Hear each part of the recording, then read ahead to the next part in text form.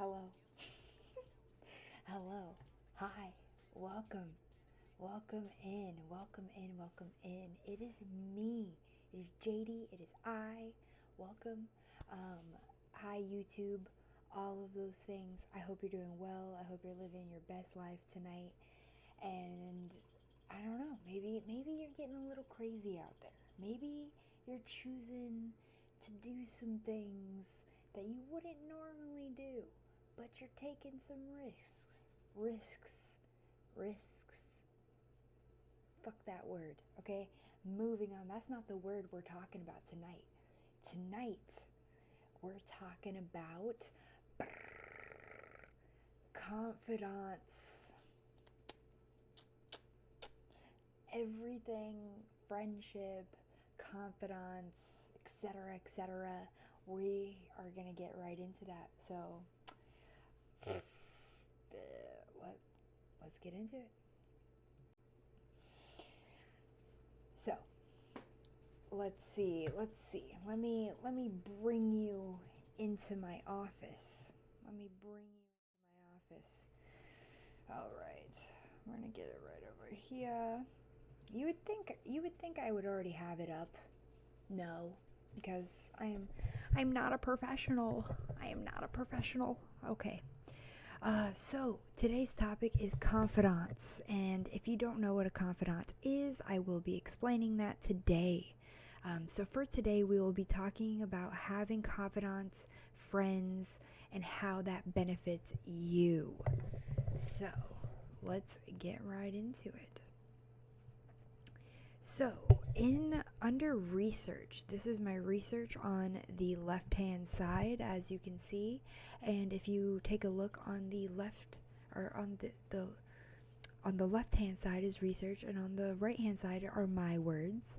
So, if you are a confidant of the trustworthiness of your confidant, what? Is that really what that says? If you're confident. Oh my god. If you're confident of the trustworthiness of your confidants, you're tuned into the origins of the word confidant. That's a lot, but that's what that means. It's a French word, is basically what that's explaining. Synonyms, you could also call this a friend, a buddy, pal, mate. These are different things. Friends would be considered, we've been friends for years, just different sentences. But any of these can be considered confidants. But the thing about confidants is that a confidant is just somebody that you trust, like wholeheartedly, that knows secrets, or you trust enough to tell your secrets to. Like, you talk on a deeper level. It can be, for some people it's their boyfriend, for some people it's their best friend. Whatever the case may be, that also can be called, or that person can also be called, a confidant. Why you need to be a trusted confidant? Why would you want to be a confidant? This is all about friendship today, guys. We're talking about why is it important to be a good friend, essentially, to be a confidant, or to have confidants. This could be what you might want to look for, but this could also be something that you can hold yourself to, a standard that you can hold yourself to if you feel comfortable doing that. So, why do you need to be a trusted confidant? Well, you need to be trustworthy. That's definitely on there. You cannot become a confidant unless you are truly trustworthy. You must be someone who says what they do and does what they say. You have to be someone who can be counted on, someone you can rely on, to be authentic. And once you have somebody's confidence, never replay what they tell you to other people. Don't be a gossiper, a yip yapper. If somebody tells you something, you keep that between you and that person. And that would be considered, okay, that person would be considered my confidant. Somebody who keeps my secrets, somebody who, doesn't blab their mouth about, whatever the fuck, about me or something that I told them. Why is having a confidant important? Confidants allow you to confide in them and support your dreams. They are deeply connected to you. These friends will not judge you and will be honest with you. Will not judge you and will be honest with you, knowing that your friendship can survive the occasional hurt feelings or disappointments. Is a confidant a best friend? Next up is confidant, a noun. So this is how it is defined. Research-wise, you can just look this up. A close friend or associate to whom secrets are confided in, or whom private matters and problems are discussed. So very secretive things, things you don't just tell anybody. You don't just tell everybody that there is to tell about, whatever the fuck. So that's really the main point that this is kind of driving, as you can see. So let's continue. Get voted onto the team every day. Earn the right to be this role. Be someone that can be both counted on and that people want to be with. Be likable. This is not just about having fun and being able to laugh, though that's important. Be calm and collected in times of need. That will inspire people to seek you out. Be empathetic. In line with Stephen Covey's principles, seek first to understand, offer care, and offer support. Be genuine and be thoughtful at all times. No matter how mad somebody can make you, always be kind. You know what I mean? Don't come at somebody for whatever reason. Just don't come at somebody. If you consider that person a confidant, you are going to be empathetic. That is part of it. You are going to be a lot more understanding than you would for other people. These friends are just close friends. I would call confidants close friends. You know what I mean? People that know you really well, more than other people. Offer insight and give good advice, even when it may be hard to say and hard for someone to hear. You don't want to be simply be a yes person. While everyone needs validation, you should give that, and you need to do more. Push them to be their best. That's really what confidants do. If you got these really close friends, they want what's best for you. They want to help you, and that isn't always comfortable. You're not always going to be comfortable with your confidant necessarily. Like you might get mad. You might have like little fights here and here. You guys might disagree. You know what I mean? But confidants, you guys compromise. Confidants compromise for each other, for the betterment of each other. They learn from each other and they decide to grow from it.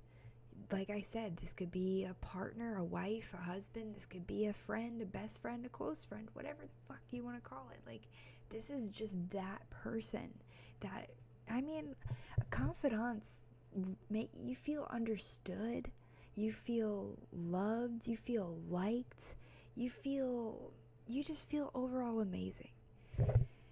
You don't have an agenda.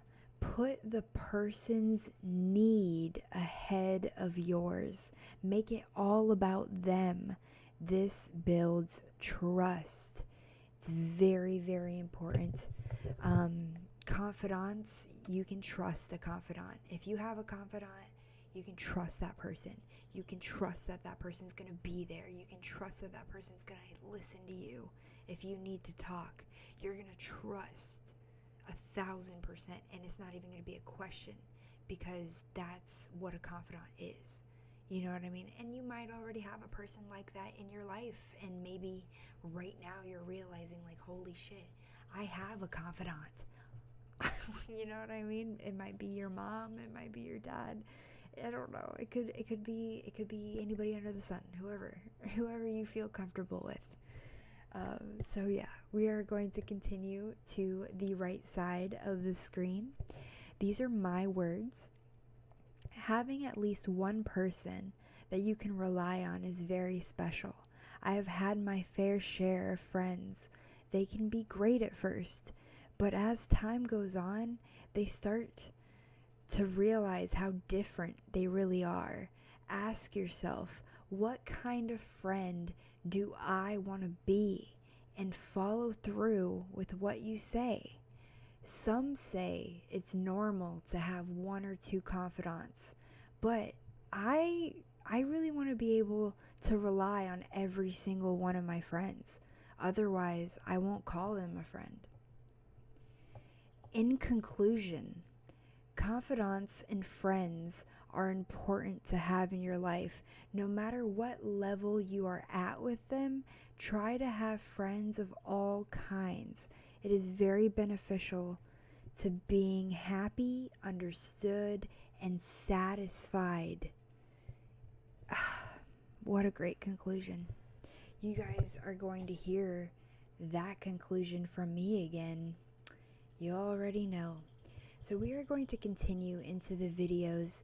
A couple of the videos did get blocked, so I am not going to play maybe the whole video.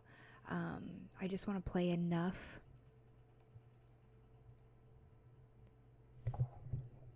Well, let's talk about friendships for a minute.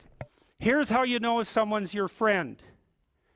A, you can tell them bad news, and they'll listen. They won't tell you why, you're stupid and why that bad thing happened to you and how something worse happened to them once and, derail the whole conversation. You can actually tell them bad news and they'll listen. So that's a good thing. And then this is a weirder thing. You can tell them good news and they'll help you celebrate. And that's a really good way of deciding who you should have around you. Because if you have someone around you, something good happens to you and you're kind of afraid to even admit it because, God, something good happened to you. It's like, you let that be known and it'll certainly be taken away. So, you come out and you sort of tell someone half-heartedly that something good happened to you. And they give you a whack and then talk about, the great thing that happened to them 3 years ago. Or worse, the great thing that happened to someone that they knew 3 years ago. It's like, go away from that person. They're not helpful to you. And they're not helpful to themselves either. And so you want to surround yourself, you got to think about this. You got to surround yourself with people who want the best for the best part of you. You can hang around with weasels and losers that are trying to pull you down to justify the fact that they're spiraling downhill as well. And the upside of that is you don't have to have any responsibility and you can all whine about how wretched life is, so that's pretty attractive. But I would say it's also a bad medium to long-term plan. And so it's acceptable and desirable to try to surround yourself with people who are facilitating your development.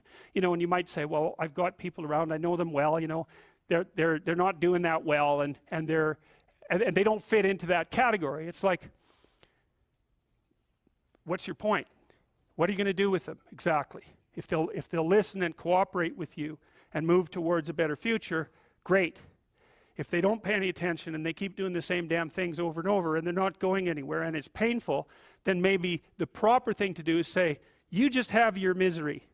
I'll go off and have my life. And maybe you'll wake up at some point in the future and think that's a better way of being. Because just putting up with it is, well, they call that enabling, right? You put up with that sort of behavior, you're providing tacit consent for it and even tacit approval. It's like, it's a bad idea. You have, I would say, both the right and the responsibility to surround yourself with people who are good for the best part of you. That is some good stuff. That is some good stuff that we got going on here. We are gonna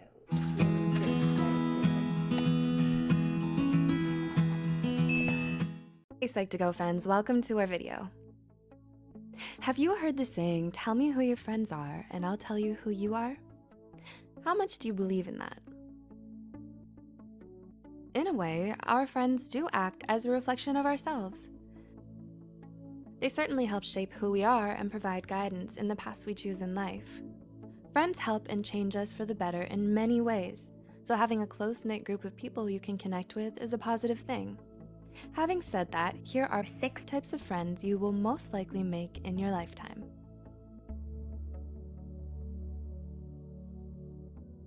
1. The social butterfly. This type of friend is likely one of the very first made when joining any new social environment, like a new neighborhood or school or a new club. Going to tell me just like all. It doesn't have And like. don't even realize. Okay, so we got the social butterfly, fearless adventurer, the secret keeper, the mother figure, the good older sibling, the loyal best friend. Yeah. Sorry, it's a very long video. And I didn't expect it to be that long. I thought I had it like queued and I didn't, but that's okay. But yeah, the mother figure friend. There's so many different types of friends, but you can go. I will remember to put these in the description below. I promise. I'll put these in the description. So if you want to go watch these, you can watch these. So in conclusion, confidants and friends are important to have in your life, no matter what level you are at with them. Try to have friends of all kinds. It is very beneficial to being happy, understood, and satisfied. It's fucking, I mean, it speaks for itself. It speaks for itself. It's just such a good conclusion. It's just fuck, yeah. I mean, literally, period. Like, I have nothing to say. Like, that's freaking awesome. Gosh, you guys.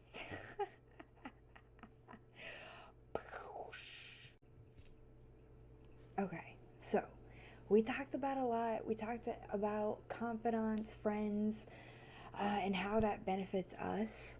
And I hope that this has helped you in some way. I hope that my goal and my intention is I hope that this makes you want to be a better person, a better friend to your friends. You know, you might be a good friend, but maybe after watching this video, you can be a great friend from a good friend. So I strive to make the world a better place, and this topic, it means a lot to me. Confidants, I strive for all of my friends to be my confidants in some way, shape, or form. Really, like, I know how it sounds. Like, what I said, I meant every word of what I said. I just, if I can't trust somebody, I don't want them to be my friend. You know? Period. That's it. You know? No matter how bad I might need people, because I'm better than that. I know what I should be treated like. You know, I know what a good friend is. I know what it looks like when somebody wants, better for me, for example. I know what that is, and I know what that looks like. And I strive to be a great friend myself. So, and I would say I'm a great friend. I don't always make the right decisions, but I would say I'm a great friend. And I would say that the friends that I do have would say I'm a great friend too. But yeah. But anyways, guys, I'm gonna go. I'm gonna head out, and I love you guys, and I will see you tomorrow.